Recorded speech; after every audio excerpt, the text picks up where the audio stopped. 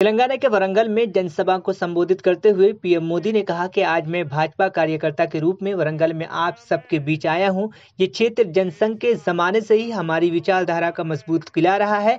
भाजपा का लक्ष्य यही है, तेलंगाना विकसित बने, तेलंगाना भारत को विकसित बनाए। बीते 9 वर्षों में पूरी दुनिया में देश का गौरव बढ़ा है, भारत को लेकर आकर्षण बढ़ा है। इसका फायदा तेलंगाना को भी हुआ है। यहाँ पहले के मुकाबले अब ज्यादा निवेश हो रहे हैं और इसका सीधा फायदा तेलंगाना के युवाओं को मिल रहा है और उन्हें नौकरी मिल रही है। तेलंगाना की मौजूदा सरकार पर हमला बोलते हुए पीएम मोदी ने कहा, तेलंगाना की सरकार ने केवल 4 काम किए हैं। पहला, सुबह शाम केंद्र सरकार को गाली देना। दूसरा, एक परिवार को ही सत्ता का केंद्र बनाना और खुद को तेलंगाना का मालिक साबित करना। तीसरा, तेलंगाना के आर्थिक विकास को चौपट करना और चौथा, तेलंगाना को भ्रष्टाचार में डूबे देना। केसीआर सरकार यानी सबसे भ्रष्ट सरकार, बल्कि अब तो दिल्ली तक इनके भ्रष्टाचार के तार फैल गए हैं। हम पहले 2 राजाओं या 2 देशों की सरकारों के बीच विकास से जुड़े समझौतों की खबरें सुनते थे, लेकिन ये पहली बार हुआ है कि जब 2 राजनीतिक दलों और 2 राज्यों सरकारों के बीच भ्रष्टाचार की डील के आरोप लगे हैं। भाई और बहनों, बीते 9 वर्षों में पूरी दुनिया में देश का इतना गौरव बढ़ा है, भारत को लेकर आकर्षण बढ़ा है। इसका भी फायदा तेलंगाना को हुआ है।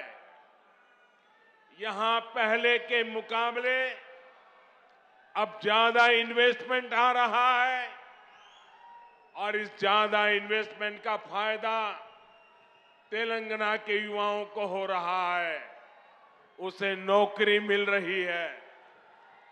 भाजपा सरकार ने दुनिया में भारत की जो साख बढ़ाई है, ये उसी का नतीजा है।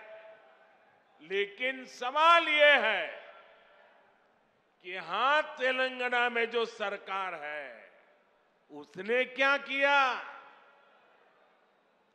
साथियों, यहां की राज्य सरकार ने सिर्फ 4 काम किए हैं।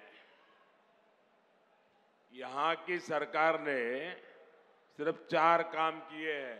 पहला, सुबह शाम मोदी को, केंद्र सरकार को रेगुलरली गाली देने का काम किया है। पूरी डिक्शनरी इसी काम में लगाई है। दूसरा काम क्या किया है?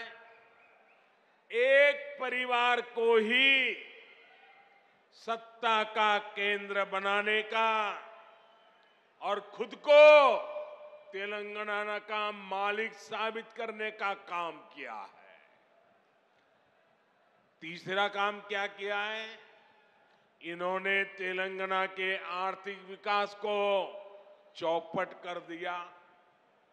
चौथा काम क्या किया? चौथा, इन लोगों ने तेलंगाना को भ्रष्टाचार में डुबो दिया। आज तेलंगाना में ऐसा कोई प्रोजेक्ट नहीं है जिसमें भ्रष्टाचार के आरोप नहीं है। केसीआर सरकार यानी सबसे भ्रष्ट सरकार। और देखिए खेल, अब तो दिल्ली तक इनके भ्रष्टाचार के तार फैल गए हैं।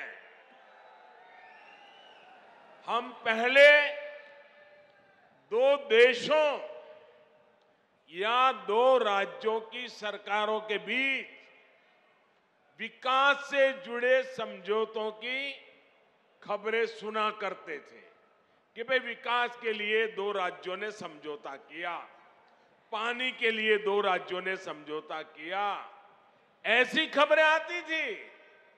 लेकिन ये पहली बार हुआ है जब 2 राजनीतिक दलों और 2 राज्य सरकारों के बीच भ्रष्टाचार की डील के आरोप लगे हैं।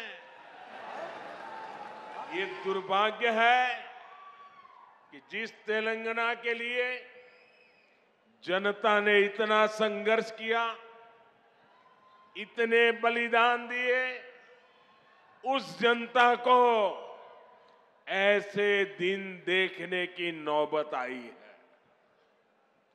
और साथियों, मैं एक और बात कहूंगा, यहां सत्ता में जो परिवार बैठा है, जो करोड़ों को घोटालों में लिप्त है, जिस पर जांच एजेंसियों का शिकंजा लगातार कस रहा है, जिसकी पोल तेलंगाना के लोगों के सामने खुल चुकी है, वो परिवार अब तेलंगाना की जनता को गुमराह करने के लिए, माइंड डाइवर्ट करने के लिए नए नए हथकंडे अपना रहे हैं। आपको इन हथकंडों से, इनकी चालबाजियों से सावधान रहना है। साथियों, मैं जब भी तेलंगाना आता हूं, आप सभी लोगों की एक और छटपटाहट समझ आती है। आप लोगों ने कभी नहीं सोचा था कि एक दिन इस तरह परिवारवादी राजनीति के शिकंजे में हमारा तेलंगाना फंस जाएगा। परिवारवादियों को सिर्फ अपने बच्चों, अपने बेटे बेटियों के भविष्य की चिंता होती है। उन्हें देश के, तेलंगाना के दूसरे बच्चों का भविष्य बर्बाद होने से कोई फर्क नहीं पड़ता। और देश के लोगों को, तेलंगाना के लोगों को एक और बात भी नोट करनी होगी।